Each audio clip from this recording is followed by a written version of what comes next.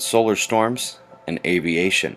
It's a bit scary by itself before you remember that our atmosphere is collapsing and the magnetic shield is fading fast.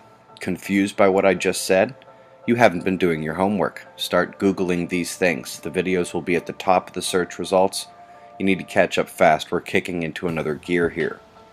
But first, take a moment to appreciate Cassini's shot from a polar loop, the North Pole hexagon of Saturn, one of the prettiest sights in our system.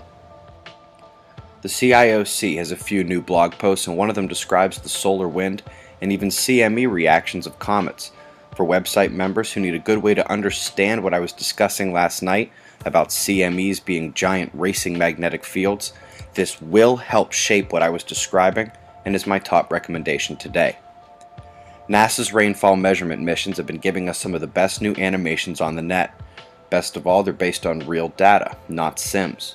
Had a bit of focus on Indian flooding extending well after the cyclone, and folks, those storms that were stuck there are still not moving. Same system churning on the Bay of Bengal. Down under, we have some rain in the southern quarter from east to west, but you still got to think the wildfires are the top concern near Sydney. In Europe, this looks like one big low pressure system, but it's actually split into two troughs, with the first moving on and the next one about to crest onto the UK. The two tropical storms that were heading for Japan skirted the coast. They are shooting northeast apart and away.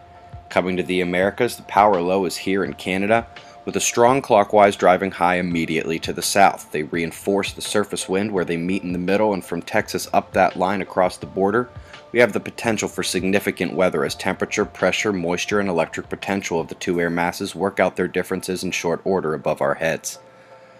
On the heels of the double gamma burst from the 24th, we've had another from Pisces this morning.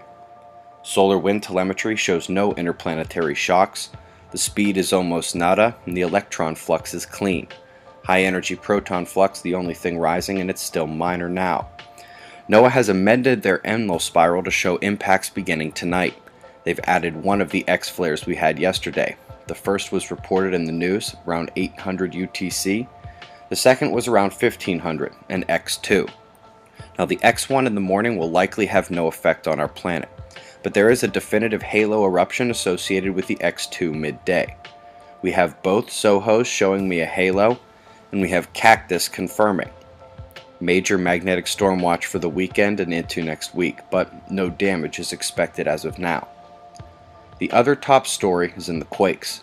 Coronal hole power was weaker yesterday morning when I saw you, but jumped up middle of the day, not more than 2 hours before the 7.1 earthquake in Japan. Gave us a little deja vu, huh? I mean that literally. A little tsunami did hit the coastline. Luckily there was no damage. Power is moderate to the coronal holes, but seems to hit higher power at least once a day. Got the space weather still coming, and planetary conjunctions shown the last few days will begin soon. Shots of our star to close, eyes open. No fear, it's 6:45 a.m. Eastern Time, and that's the news. Be safe, everyone.